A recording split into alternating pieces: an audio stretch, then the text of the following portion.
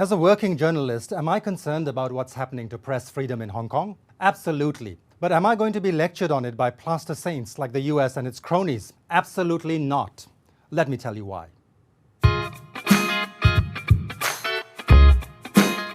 Imagine if a Chinese journalist blows the lid on a plethora of present-day war crimes and crimes against humanity perpetrated by China. And imagine if this journalist breaks the news from another country but is about to be extradited to China to be imprisoned for the rest of his life or worse.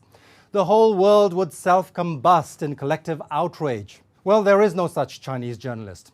There is, however, a giant of an Australian journalist in such a predicament, and the villain of the piece is the United States, not China.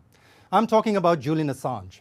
And even as I speak, he continues to be victimized, vilified, and crucified in a slow execution right before our eyes. What did he do to deserve it? He told the truth.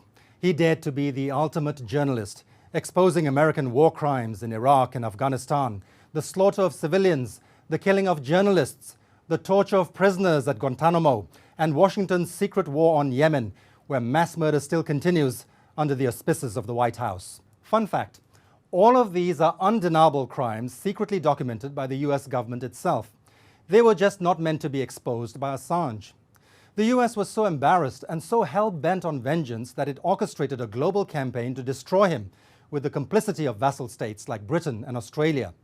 Assange took refuge at Ecuador's embassy in London for 7 years before British police dragged him out and threw him into a maximum security prison that houses terrorists, murderers, and rapists. Nearly 3 years later, after a sham trial in a kangaroo court, with the flimsy case against Assange thoroughly discredited, Britain's much-vaunted justice system has paved the way for his extradition to the US, where he faces certain death. They have already dehumanized and reduced him to a suicidal, stroke-ridden, physical and mental wreck of a man.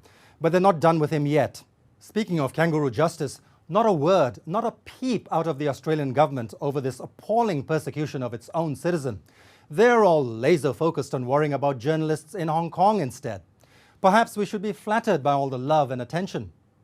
By the way, we also know now that the CIA actually plotted to assassinate Assange in London, even exploring the option of murdering him in a street shootout. Go democracy! I quote American journalist Chris Hedges. Julian Assange committed the empire's greatest sin. He exposed it as a criminal enterprise.